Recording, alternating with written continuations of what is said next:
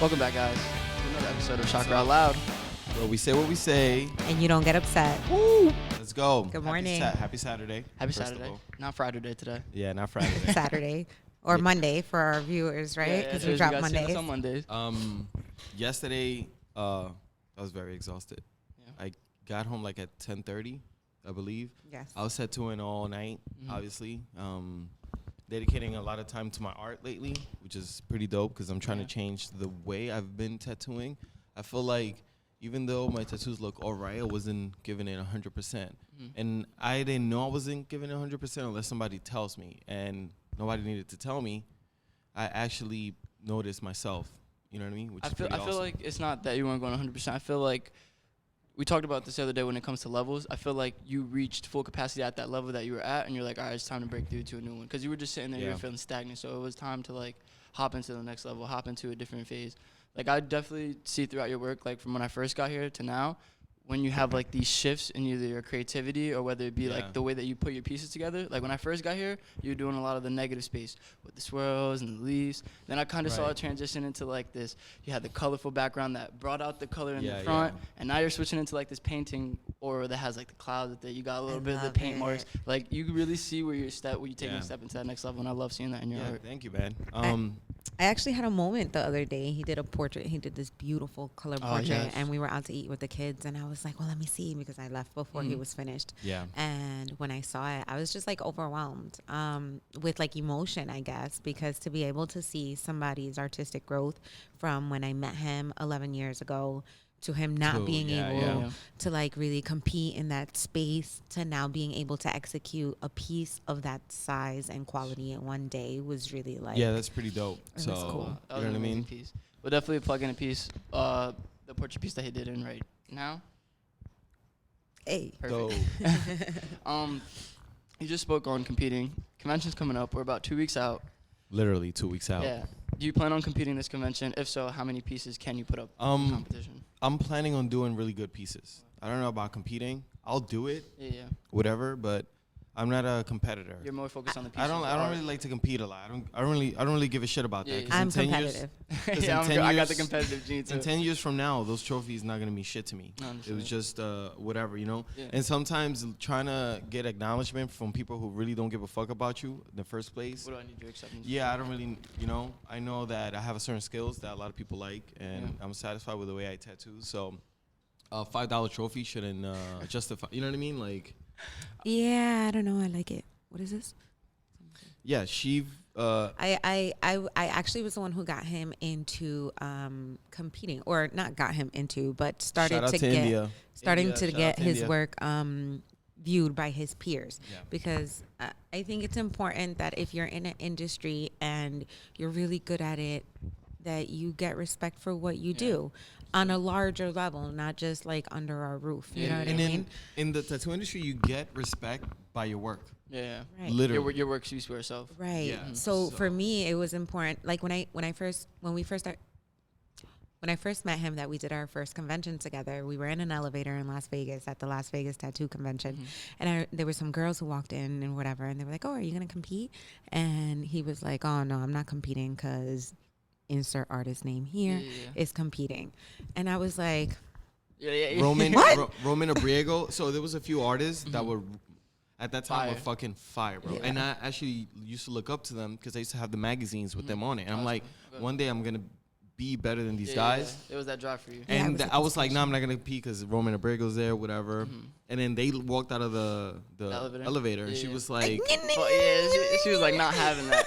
She was like, you're gonna be better, or you're gonna be there, whatever. So how far were you into your tattooing career at that point? he's a baby still, right? Like 3 years, 4 years. Okay, so then these were like you said, you had the magazines. These were like professional artists in the industry. Like these were the people that were like top dogs. Nico Hurtado, fucking Roman Abrego, Paul Booth, and all these people.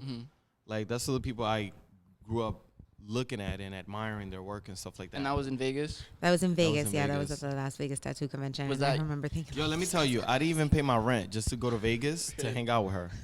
I didn't pay my rent, bro. I was like, fuck this. I paid my rent. I wasn't playing that. If it's not there, we're not going. I did not pay my rent. I didn't have time for that. Was that the first time for you being in like the kind of atmosphere with that kind of artist, especially being so early on in your career? Was that like the first time you got to sit down? No? Okay, no. Cool. I've already done other conventions before where I was hanging out with these people drinking and all that. You know what I'm saying? I've been to some of their places. So I got to see an inside of how a professional tattoo shop is ran. Yep. And a regular rinky-dink business in New York City is ran. And I got an opportunity to see the difference between both. And obviously the most successful one was the most organized. Yeah. Everybody had a role, everybody had a place. The ones that were disorganized, it was just a come and go type of thing. Yeah. It used to lack. We used to wait for the next tattoo to pop up and all that. So just not the way to go. Yeah.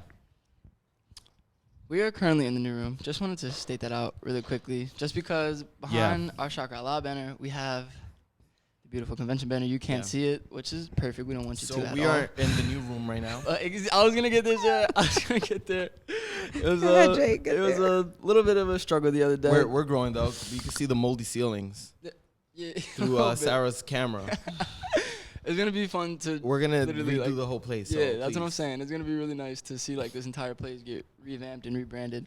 Yeah. But having some trouble the other day with the banner. It's okay. We got it resolved for now. Things happen. Yeah, things happen. And it was stressful. I was tripping. I was like, you know that laugh cry where you just don't know what's going on and you don't know.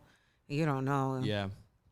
It was intense. If you wanted to see a little more about that, a little BTS, make sure you head over to the YouTube where you're checking this out at. So much goes on. Yeah, for real. Behind the scenes. Remember to follow us on YouTube. Hit the like button. Look at Jess getting fucking Dunkin' Donut. Hey, what up, Jess? Hey, Jess. What up, Jess? Hey, Jess. All right. Speaking of an apprentice walking by, actually. Apprenticeships. Chakra. Yeah. So definitely this is something, if anybody wants to get an apprenticeship, definitely email us or hit us up directly, call our phone number. We're definitely accepting more new apprentices. Yeah. Obviously, we got opportunity for you guys out there. If you have the skill that we are looking for. If you really want it. If you want to learn how to tattoo. What are some of the requirements? Okay. Yeah, if you want to learn how to tattoo, it has to be like a you thing. Like you really want to do it, not somebody keep pushing you towards something you may not want to do. But also, you need to be at a level artistically that you're ready to move on to learning a new tool, right? Like your artistic creativity and development needs to already be there. What we are teaching you is how to tattoo and helping you grow your creativity. But we're not going to train you to think creatively. Like that has to be. And we're not going to train you to know how to draw. Right. That's I could, but I can't. It'll be hard to apprentice a plumber. Put it that way. It's not like when you're looking for an apprenticeship, it's not like you're looking to start a whole new career. Like you have some knowledge in art. Yeah, you have some knowledge in art. You know how to draw. You painted before. It's just picking up a new skill and a new form of art in a way. And so for us, the way that we run our apprenticeship programs is we have an apprenticeship program, as in there's a syllabus. Yeah. It's broken down into hours. I don't want to say that we quote unquote test you, but before you move on to your next step, I think there's like 8 steps. Before you move on to your next step, we make sure that you have mastered. Yeah, you meet those qualifications. Yeah, you have, and you have to keep meeting them continuously. Namaste to my Indians out there, yo. Those are my biggest supporters, for real.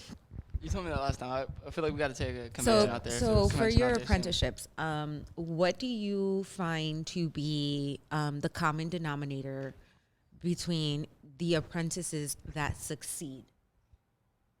Good question. It goes down to dedication. If you're dedicated, if you really want to do this, you'll be able to sacrifice anything. Time with your friends, time with your fucking girlfriend, parents, or whatever. If you really want to do this, you'll get it done. Because we have 2 successful apprentices, which is Lisa and Ace. And they went through a lot, and now they're tattooing. And booked, what I mean? Right? And they're fucking booked, but it's a dedication. And you also need to have support around you. And by that, I mean you're either alone and you're going to grind it out by yourself, or you need to have a supportive environment. As in, if you live with your parents need to be supportive of what you're doing. If you have a significant other, your significant other needs to understand that your life is about to change. And by that, I mean like the dedication. Now you're working with your hands. You're unable to be that accessible. You know what it is? That people jump from having a regular job to joining the tattoo industry, but what happens here is like this is a lifestyle. This is just not a job. It's just what it is. You know what I'm saying? So much so that you're just supposed to be a camera guy, and now you're getting tattooed. Your plan and your mom's plan in life was not for you to be tatted the fuck up. Now it's a lifestyle that you get what I'm saying. Yeah, so I understand that. me, my wife and I, we are literally consumed in the tattooing industry. It's what we do every single day for a very long time. And if you want to be successful, you have to consume yourself in that one thing. You know what I mean? Until you're so good at it that you can kind of take a step back and enjoying. Yeah, but apprenticeships aren't easy. They're long, so it's 1,000 hours of learning. We got Rogo on live right now. Hey, Rogo. It's 1,000 hours of learning before you even touch a tattoo machine. Yeah. There's so many things that go behind learning up until you're holding a machine, which is why it's so crucial to get an apprenticeship.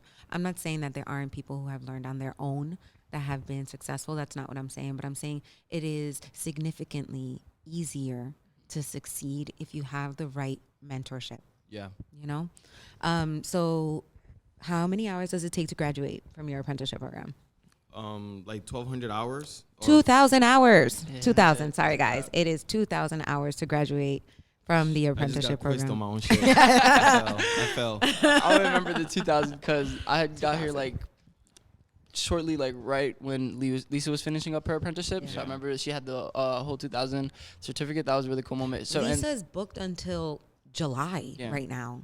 Yeah. She just started tattooing. Yo, let me tell you guys, there's no shop out there that could book you like we could book you. We can book you. Yeah. Like, that's a fact. Straight up, we'll teach you whatever you need to know and make you successful at the end of your fucking apprenticeship. It's just what it is. Like, we have something going on here that's fucking very valuable to us and to you as well. So we've dedicated a lot of time into our brand. That's another thing with the apprenticeships, right? Just because you get 12,000 hours. Shout out to the floor expert. You know what I'm saying? If you need your floors done because your shit's fucked up and you have too many kids, like I do, and they always dropping shit, hit up the floor expert. He's my dude. You know what I mean? So 5 stars. Okay, back to the apprenticeship program. Just because you get to 1,000 hours and you start practicing fake skin, and so before you move on to charging clients, we ask that you complete 10, 15, 20 free tattoos just so we can see, right? Because we also care about our name and our clients. I wouldn't want you to pay for something that isn't quality. You can't be fucking people shit up. Yeah, no, of course. That's not gonna fly. Right. Yeah. So we've had a few artists that we give an opportunity to. They either did the tattoo really fucked up or some shit and had to take responsibility for it, fix it and all that. And that's a liability. So you know what? We'll kick you out right away. We're not. But if you're an apprentice, you're still learning, right? And so we don't want to charge people for that learning space that you're in. Like, but also, it doesn't mean that you're gonna get to tattoo right away. If we see that you still need perfecting, and we don't think that we're ready to put that chakra name behind it, and we won't. You will sit there until you get it right. You know what I mean? And that may be 2,000 hours. That may be 2,500. Whatever you put into this is exactly what you're gonna get out of it. So we prefer teaching people than to just hire somebody from another business, because time and time again, I've said it numerous times, artists have bad habits, and every shop that I've been to are not structured. So what happens is they're creating a group of people that are disorganized. So when we have them working on our business that's very corporate and very structured, and we service people, they come with their old bad habits, whether it's taking too many breaks, not showing up on time, smoking too many damn cigarettes. And that's not how you run a successful business. Just right down to like the hygiene, like coming with baggy, dirty jeans and oil stains in your shirt, like you know what I mean. I wasn't even talking about like the person. I'm talking about like in general, like the Slater, everything, my bro. How clean your station needs to be, cross contamination. Once you have gotten into a swing of how you tattoo and you are regularly cross-contaminating, it's impossible for me to break you out of that. So the cool thing is about getting apprentices and having them work at Chakra Tattoos is that we get to see their personality before they even become an artist. It's not like we're just hiring an artist. It's like, you know what, we got to know this person for a few short months, and we're like, you know what, you're gonna be pretty good at this. You know what I mean? Because if you're a scumbag during those months, and we're like, I don't think you're gonna be a good artist. Yeah, you're gonna see it. You're gonna carry that shit to the industry, and it's not gonna be good. Well, the industry and to like our safe space, because Chakra's like, you walk in and it's genuinely just a chill space. It's a great place to be. Yeah.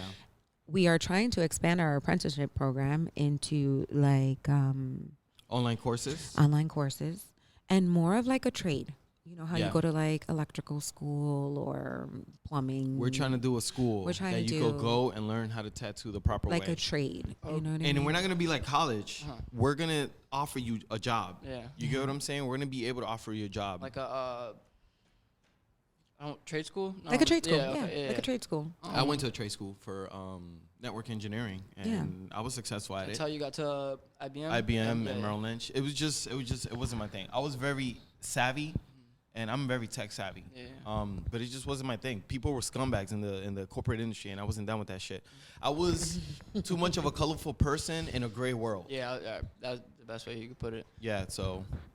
Yeah, so apprenticeship programs, they are paid. We do have a like a payment plan. It's called like a payback plan for your apprenticeship. I think it's a great opportunity if you are an artist and you are unsure of, you know, where you're going to work when you're done with college, or like if you're fresh out of high school and you're an outstanding artist and you know that you want to be able to provide for yourself doing art. Tattooing is definitely the way to do it. All you have to do is send us your portfolio. Send an email to info@Chakra Tattoos with your portfolio. We'll take a look at it. We'll call you in for an interview. If it fits, it fits. Before we hop into this next topic, I remember we had a conversation.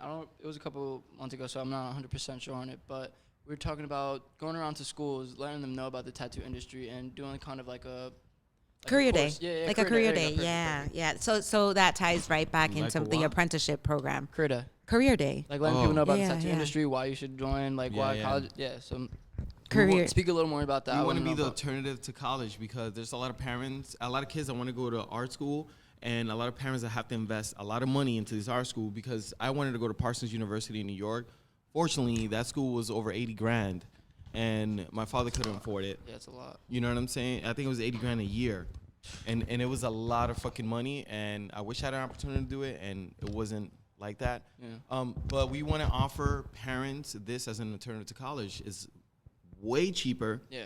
They'll be able to graduate within the same year, and the same year start making money back. So, you know what I mean? And this is a fucking career, because when you're getting paid $3,000, $4,000, $5,000 a day, there's nobody that could tell me this is not a great fucking opportunity. We get paid like judges. You know what I mean? So. Very nice. Yeah, for real. Valentine's Day coming up in a couple days. We got 11 days, 9 days. Valentine's Day. I tell her I love her every day, so that shit doesn't even. It's just a regular day. Yeah. I'll cook extra rice for her, and I'll hit it twice in one day, but not like. Really? Well, all right. You know what I mean? I was just talking about that with Jess the other day. I was like, I feel like Valentine's Day is like such a business day, you know. It's literally just a way to make money, buy roses, buy chocolate. Like, by the way, we are having a flash sale for Valentine's Day. Oh, flash sale, yes. Yo, who here cares about Valentine's Day? I just wanted some like answers. I want to see what people got to say. I used to care about Valentine's Day when I was in a shit relationship, right? And then I got into this relationship. And it's Valentine's Day literally every day. All the time. It's great. We go to dinner, we hang out, we have fun. Yeah. So yeah, I was gonna say that was a good example. Valentine's Day kind of goes to the person, because like you said, if you're not in a good relationship, Valentine's Day comes around. Oh, now my baby's getting me flowers, getting me this, getting me that. It's that good day, and then tomorrow is just like, what's up? Like, like if you're in a crappy relationship, don't look forward to Valentine's Day. Get out of your crappy relationship. I'm more deeper into this. I'm into the whole cabal and the whole agenda shit. This is just another business tactics for corporate industry to get rid of certain things. For example, like Halloween. How do Hershey's get rid of the most candy? Halloween Day. Yeah. That's when their sales go up. How do we get rid of the TVs from this year and all the electronic that came out this year? Black Friday. Yeah. To get you ready for the next year. You know what I'm saying? It's corporate tactics. That's all these fucking holidays are. It's just money spending shit. Why I got time for that?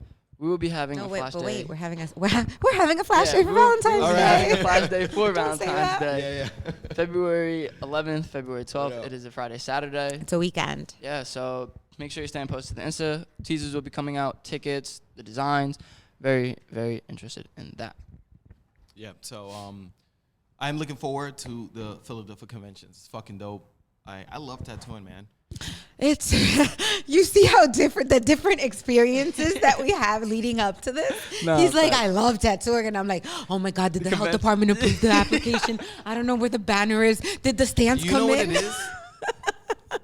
I don't know. You end up tattooing anyway. No, yeah, I feel you. I feel like for you, a lot of things are building up to the convention. You got tasks that you still have to do leading up until that point. And then it's like, you have to worry about the ride, setting up, all that. But the second that you sit down to start tattooing at the convention, that's where your focus is. That's where you're lasered in. Yeah. I would say more so like me, Sarah, John, we got to walk around, make sure we're talking to other people, making sure everything's good. You haven't seen me focus until you see me at the convention. Yeah, okay. He doesn't even know the world exists. Yeah, that's what I'm saying. So that's what I'm saying. The second you sit down, and that's it. Everything is over. That's all that matters. Use the bathroom, bro. That's all that matters. I stay there for 10 hours without using the bathroom, eating or anything. Real story. One time I had to feed him while he was tattooing because the guy needed to get on an airplane to like Tokyo or something. Yeah, so the story behind that was he came to get a small piece. And I was like, all right, I could do it in like 5 hours or whatever. Yeah. So the TV was running, and I had some of my old tattoos there, and he saw a piece that I did, an X-Men piece. Okay. And he was like, you did that? And I was like, yeah.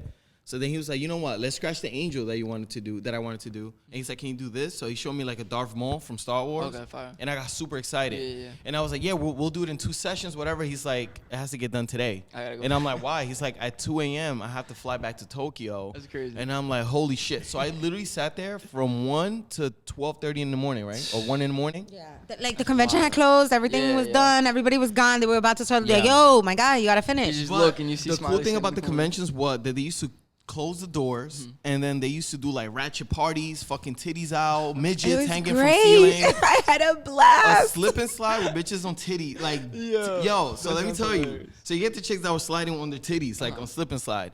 Then you get this one dude take off his shirt, take off his pants. He decides to slide across the fucking slip and slide, and he hits the stage and cracks his head open. He gets up, gets dizzy, falls. Some guy yells, "Yeah!" Takes a bottle and busts his head open.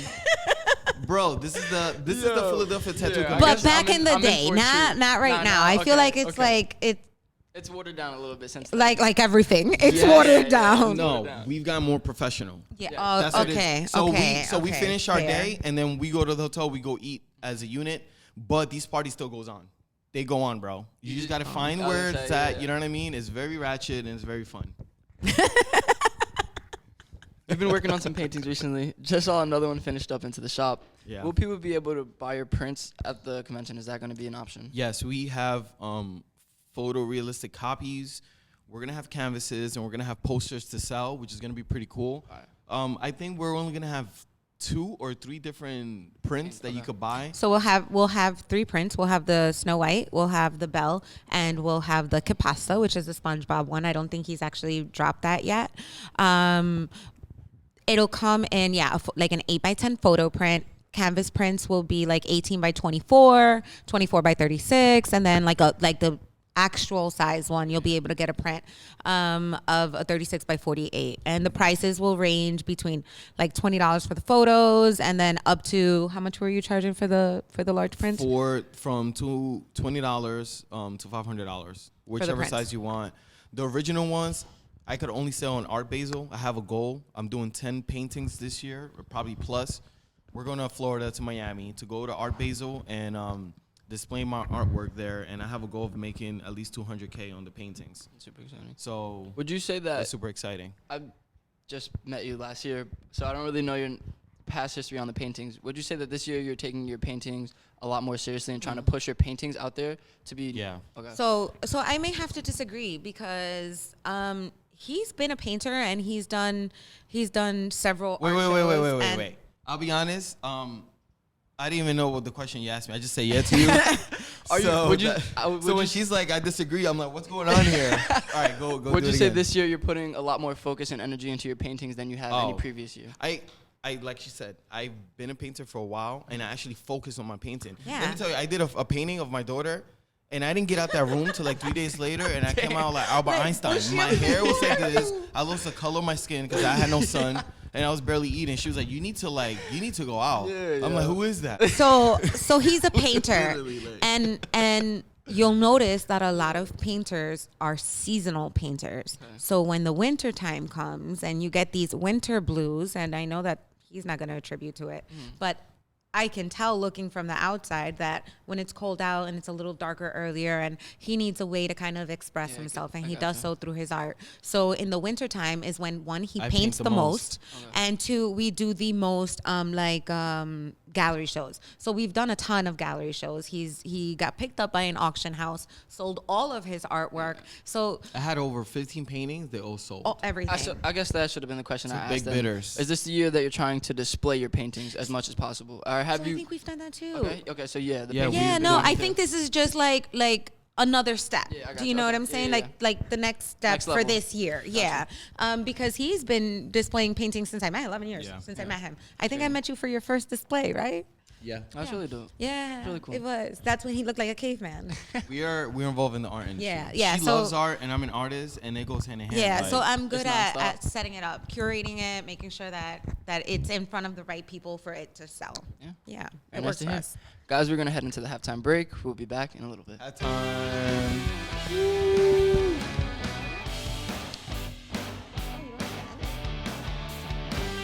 Welcome back. Woo! Welcome back to Chakra Chakra OutLoud. Sorry, the shop is in the next door. Yeah. Where we say what we say. And you don't get upset. Let's Chakra go. Tattoo, Chakra OutLoud. We're all under one umbrella. It's all one Chakra thing. Pierce coming soon. Like, it's a lot of Chakra. It's an empire. It's an empire, guys. Yeah, It's a legacy. We were talking a little bit about the winter blues. I feel like you were saying mental health gets a little disturbed, the peace of mind a little disturbed throughout this time of year. How important is it for an artist to keep their head on the right track when they're coming to that end of the year, that start of the year? It's a very shift phase where it's like, okay, the year's coming to a close, a new year starting up. It's also cold, it's winter, a lot of mood swings. How would you best give advice to someone to get through that phase? Damn. Sometimes you get so wrapped up into the industry and the art and tattooing that you can't even realize what's going on if you don't step back. And unless somebody tells you, yo, you've been working too hard, you need to chill out. Because sometimes I don't even know myself until she says some shit like, yo, you need to like back off a little bit or whatever. You need some self-care. Yeah, we need 3 days off. Or I have a client that be like, yo, did you ever sleep or whatever? And we don't realize it until we hear it. You know what I mean? So I can't say that we necessarily see it because to a lot of tattoo artists, they're just tattooing, they're just working. But self-care is very fucking important for the longevity of your career, right? Yeah. Because it's like if you have a goal of making it, let's say in a magazine, millions and all this shit, how are you going to get there when your back is destroyed, when your heart is not right, that you're burnt out? How are you going to get there? You know what I mean? So you're going to be tattooing frustrated most of the time. So frustrated and depressed. I feel like at the end of the year, people look back at their year and maybe they worked so hard that they weren't able to meet other goals that they had for the year, or they just feel kind of like off balance. And some artists will take to creating in order to help alleviate that. But for him, honestly, like I pump him with like vitamins and supplements and shit. Like, look, but you know what? I'm also a conscious person, and not only that, like even though I'm feeling the way I am, I still keep a positive attitude every single day that I come in. I could tattoo for 10 hours, and my attitude's still the same exact way. Because at the end of the day, you're doing what you love. You've done the other stuff. You've done the IBM. You've done the other jobs. And it's like, even though I'm here for a long time, I'd rather be nowhere else. Like, this is my dedication. Like, this is my love. This you know is my what? passion. People need to give in to what they do. Yeah. Like surrender to what that is. Yeah, because this is why I see an artist. Sometimes they do a piece, and it's like, okay, we close at 7, and they're quick to be done at 7 o'clock because they just want to go home. They've been here all day. You really want to put in that work, you really want to be successful, you want to make it to that certain other level, you need to push more than those 7 hours that you were given. You get what I'm saying? Yeah, you need to put in the work. It always becomes a brain. It's like fucking working out, and you need to... Go ahead. What? It's like working out, and you know what I'm saying? You're doing reps, and you're getting tired, but that extra... The extra you get to that 8 or 9, you could rack it up, you're like, nah, I could push through these last 2. Yes, cool. Try to tell my brother. Cool. Same thing. But you can't do that Tuesday, Wednesday, Thursday, Friday, Saturday, and expect to feel good. Rejuvenated Sunday, coming in that next Monday, week. You know what I mean? So I feel like there is no work-life balance, right? That's just not a reality. But not allowing yourself to kind of like dig yourself into that exhaustion, because then when Monday comes and you're exhausted, you're not looking forward to going to work on Tuesday. You'll come in and you'll adjust your mood to serve where you are, but you're burnt out, and burnt out leads to many things, to include frustration. It impacts the people around you. It impacts your family, your significant other, your coworkers. It just has like a huge ripple effect around you, that like artists, I feel like, are like stars or like universes, you know, like everything kind of rotates around them. He's a star, he has a little universe. You're a star, you have a little universe. So everybody who has like a little world around them needs to keep themselves balanced so that everything kind of doesn't go to shit all around. So being able, So what I'm saying is don't fucking tattoo multiple people in one day for 7 hours. Dedicate 10 hours to one person. You know what I'm saying? Because you don't know how much you really got until this is a game of patience. So people, it's like, how do you do this? How did you do the hair? How did you do the fucking lightning? I was like, it was all patient. Yeah. Every hour counted for something in this piece. You know what I'm saying? So when I'm sitting there past my working hours, it's because I really want this piece to look exactly how I want it to. Yeah. Motherfuckers are like, oh shit, it's about to be 7. Let me do the last shading. Let me cover you up and whatever. And want to go home and do what? Lay down, watch some fucking TV or whatever, and then you're complaining about your pieces not looking right, you not being in the place that you want to be in life. Like, come on, yo. You're hurrying up to rush, and then you get home, and then you have this moment of why isn't this working? Why? And you're sad. Yeah, exactly. Yeah, let me tell you why I got into how I got into IBM. Right, I used to go to school Monday through Friday. It was from 9 a.m. till 5 p.m. Every single day. Right. 9 to 5. Same class, everybody in the same opportunity. When Thursday and Friday comes, everybody wants to leave at 4:30 or 5 o'clock. Yeah. That was like, they were already out. What I did was, I spoke to the director of the institute, and I was like, hey, do you mind if I stay extra hours fixing computers? I want to get hands-on training, what I'm learning, not just read this fucking book. Yeah. And he looked at me, and he was like, since I've been here for 25 years, since you're the first person that have ever asked me that, I'm going to allow it, right? So he was like, all right, you really want to do this? He took me into a room. And this room have over 30 computers that were all wrecked, damaged, and all that. He was like, there's 30 computers here. He said, I want you to tell me what's wrong with them, what I need to order, and which one, how many did you fix? And he put me in the room, and I stood there. This was at 5:30. I started at 6 o'clock, right? Bro, I was there till 11:30 at night, fixing computers, finding whatever's wrong. He had somebody come to the room to check if I was really there, or I was just bullshitting him. Yeah. And the guy was like, yeah, he's still here. And in the morning, when I got to school and I gave him the list of everything, he was so impressed, dude, that he was like, I'm going to hit up my brother, who's a regional manager at IBM. We're going to get you in. I already got the interview set up for you, blah, blah, blah. And then you know what he started doing? He started pulling me out of class, and he started sending me to everybody else's room, like the nursing section, fix their computer. Tech room, He's like, my computer needs fixing, this needs fixing. So I got a job at IBM, and I was already making what the professor was making. Yeah, that's fire. Literally, dude. So then, you know, people started changing in the class and jealousy and all that. But I'm just showing you that the dedication behind it. Why everybody wanted to leave at 5 p.m. and go fucking party because it was Friday. I sacrificed that party time, and I was like, I'm going to stay here till fucking midnight if I had to. But I'm trying to make this work, so. We all have the same 24 hours in a day. It just depends on how you use them. I literally left at 10 yesterday, bro. And I was here got something on your mind? I was here at 10 in the morning and left at 10. Wow. And you woke up cranky as fuck this morning.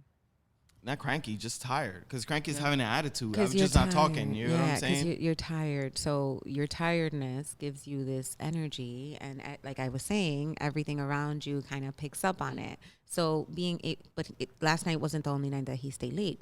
He has been staying late every night to complete these pieces because it fulfills him, right, at the moment. Yeah. Right? So I just feel like there needs to be a balance. It's like the other day.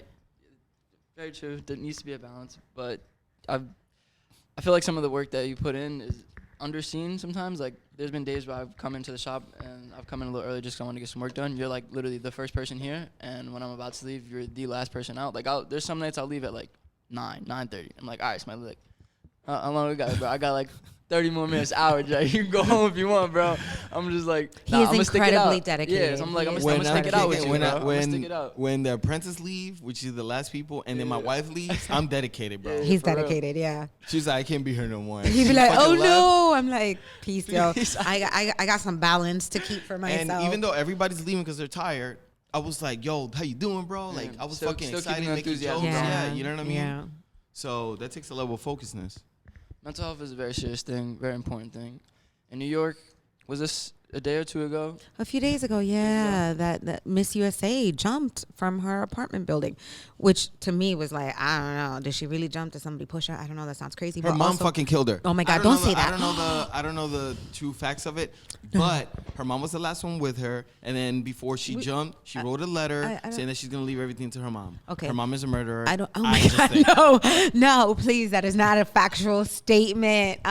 We don't know that. We also don't know. We also don't know what goes on behind the scenes in an industry, right? Because we know that women get the short end of the fucking stick. The modeling agency could be very, very gruesome. I think many industries can be very gruesome for women. The tattoo industry isn't easy. Oh, the tattoo industry the modeling industry isn't easy. Fucking corporate environment isn't easy for women. So like my niece wants to be. She originally wanted to be like a cosmetologist. Now she wants to fix fucking air conditioners. That industry is going to be real interesting for her as a beautiful woman getting into an industry. Say, especially the way she looks. Yeah, like when it's hard for women out there, and sometimes like you find yourself compromising your values and your morals in order for you to get to where you want to go, and that fucking sucks. Because at night, you're the one who's sleeping with yourself. You know what I mean? Like your conscience is speaking to you while you're doing all these things, trying to get the body ahead, but the spirit gets left behind. And so mental health is really important. You need to be able to check in with your spirit and see if like your goals and your actions are aligning with like your core values. Well, you need to be conscious of yourself, because people are not conscious. When you're conscious, you're able to realize your wrongdoings and whatever you do that'll benefit you. You know what I mean? If you're not a conscious person, you're not going to pick up none of the things that she said. You're just living life and whatever. You know what I mean? It's just a little bit difficult for women and stuff like that. So there, I'm sure mental issue is very important, because I knew a few artists that committed suicide. You know what I mean? Suicide is a big thing. And it's a big thing. You never know what these people are going through. You never know, man. Somebody could be smiling in front of you, but inside be destroyed. You know what I mean? Yeah. So. And that's more common than not. Everybody's always going through something. So be kind to people, because you don't know what the fuck they're going through. You don't know when they're gonna go. So. You know? Yeah. So take care of your mental health. Speak to somebody. Journal. Yeah. Meditate. Literally was just gonna say that. You know? Last year there was like a phase in life where I had like this big mental block. I didn't know really what I wanted to do in life. Just graduated high school. School was looking iffy. COVID was coming. Didn't know if school was coming around. Career-wise, I didn't know what I wanted to do anymore. You're like, what direction? Where? I was so where's the street? So lost. Yeah. Where's the road? How was that for you mentally? I didn't even know where I was. So going into the journaling thing, I literally picked up a notebook in my room, grabbed a pen, and from day one to like 2 weeks after that thing was filled front to back with every idea, every goal, where I wanted to be, where I saw myself. I would say, for me personally, journaling definitely helped me clear my mind, get a peace of mind to see what the next step was. I feel like when you're just constantly thinking, you're not going to get anywhere. You're just stuck. You're stagnant in your brain. You know what I'm saying? So mental health is definitely a thing that you can take steps to help better yourself, whether that be journaling, whether that be meditating, something like that. I feel like journaling is like your spirit's way of allowing you to see a little bit into your higher self. Yeah. And I say it because once you start journaling, before you know it, you're automatically writing. It's like your hand is just going. Yeah. You know what I'm saying? Your brain's on autoplay. That's it. And you're just getting it all out. Yeah. But that's not really your brain. Your brain is telling your hand to move. It's your spirit that's giving you what to write. And so in order for your mental health to be right, you have to be right spiritually, you know? 100%. Yep. Yeah, so there's that. I think we're about good for today, guys. Okay. I think. Oh, shout out Prep Coffee. We went. It was my first time in the store. It's not my first time like consuming their goods. Their spot is awesome. Prep Coffee. Make sure you follow the place is beautiful. It feels so homey. The coffee is delicious and really well priced. Husband and wife work there together. Just like the whole environment's really cool, and I like it a lot. They are located. It's 5 minutes away from here. What up, Ace? 516. It's called Prep Coffee on 516 in Old Bridge. They're really kind, cool people. They're fucking awesome. Their and the stuff place is great. Their vibe is fucking dope. Yeah, so we really enjoyed it there. Shout out to you guys. Grab some coffee. Prep Coffee. The episode and make sure you guys share and like this video and hit the like button to let the algorithm know that you got like our content. So shout out to everybody out there. We love all you guys, and I'll see you on the next podcast. Adios. We're shooting for 100 subs by the end of the month.